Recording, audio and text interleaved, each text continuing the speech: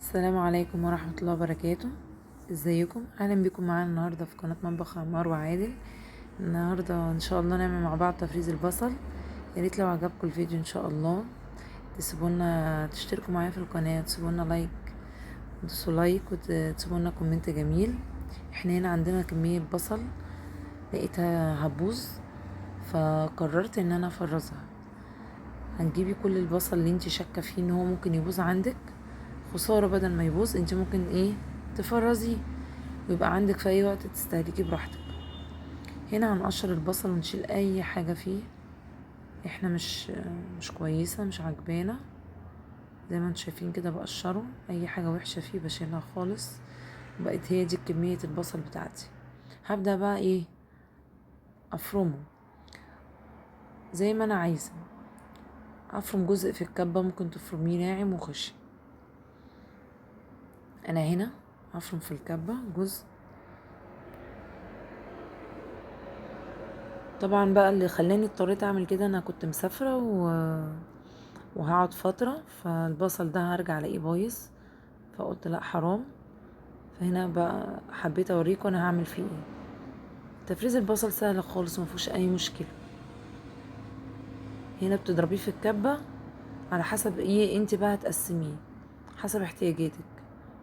عايزة لطبيخ، عايزة لصواني، عايزة لتتبيلات، عايزة لشاورما، عايزة لكفتة.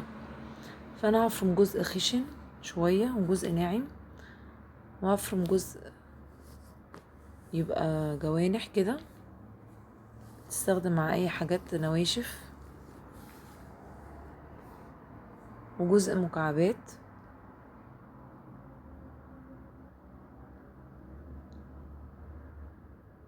وبعد ما نقطعه زي ما انت شايفين ده هنا كده هعمله مكعبات، افردها من بعضها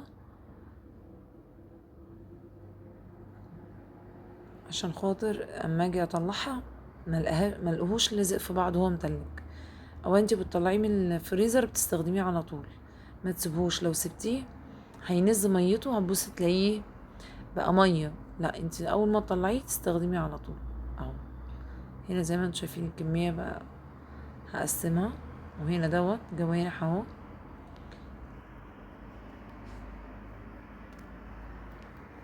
ممكن تستخدميه مع شاورما، تستخدميه مع تحمريه، طلعيه تحطيه في زيت سخن وتحمريه على طول، وتقفلي بقى تعبيه في اكياس كده حسب الكميه اللي انت محتاجاها. زي ما انتم شايفين انا هنا بحاول ان هو ما يكونش ماسك في بعضه، عشان لما اطلعه ما يبقاش لازق في بعضه كده ومتلج. معلش اعذروني، البيت بس على الطريق فصوت العربيات ما بيتقطعش. هنا كده انا كنت خلصت، بفضي الهواء من الكيس، اضغط عليه كويس وافضي الهواء من الكيس واقفله. وتكتبي على كل كيس بقى فرمة البصل بتاعته، عشان الناعم والخشن مش هيبانوا مع بعض. الناعم مع بعضه والخشن مع بعضه، والجوانح برضو لوحده، واللي هو القطعة الكبيرة ده لوحده.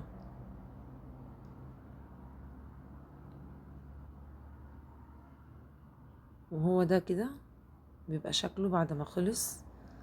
المهم بس تفضي الكيس من الهوا كويس عشان ما يخش الفريزر. ويا رب الفيديو يكون عجبكم، واستنى منكم لايك واشتراك في القناة. مع السلامة.